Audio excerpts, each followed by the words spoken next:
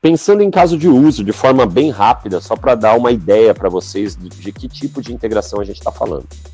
Primeira linha, COTS, RPA, Automation Tools. O COTS eu digo que é uma palavra bonita que o gringo inventou para integração com terceiro. COTS quer dizer Commercial Off the Shelf, softwares comerciais em geral. Então ali tem alguns exemplos, tá vendo? Ó, Tenable, que é um dos fabricantes que o Jorge comentou que trabalha. A Tenable e outros scanners fazem o que a gente chama de scan autenticado. O scan autenticado ele precisa de credenciais de um servidor ou de um desktop para conseguir fazer um scan mais profundo e checar a vulnerabilidade. Normalmente o que a gente faz? Vai lá, coloca um usuário e senha na console da Tenable. Tá? De novo, como é que esse usuário e senha chegou lá? Alguém já viu esse usuário e senha. A gente está rotacionando esse usuário e senha.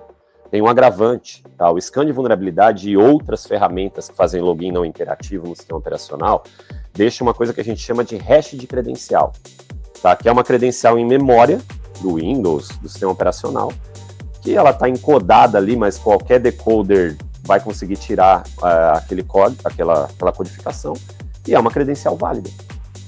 O que a gente propõe? Além de não colocar mais a credencial direto lá na console da Tenable e fazer uma integração via API com a gente, eu automatizo a rotação dessa credencial.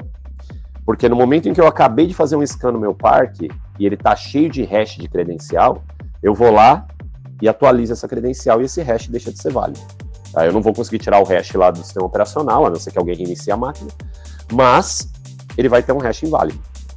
Estou usando o exemplo da Tenable porque sei que é próximo da gente do mundo de segurança, mas a gente tem mais de 190 integrações nessa primeira linha, que são integrações que a gente chama out of the box, ou são suportadas por nós e pelo outro fabricante. Então é muito rápido, muito fácil de implementar. Tá? Não tem que mexer em código, nada disso. Segunda linha, aí sim a gente está falando de código de aplicação feita por vocês. Tá? Monolitos, né? Aplicações estáticas, .NET, JBoss, WebSphere, WebLogic, Apache, servidores de aplicação que carregam muitas vezes arquivos de configuração que tem credencial. Tá, o que a gente quer fazer aqui? Obviamente, tirar a credencial hard-coded, né, tirar a credencial embutida de código, adicionar rotação e adicionar auditoria. Quem é a aplicação que está usando? Quando ela está recuperando a credencial?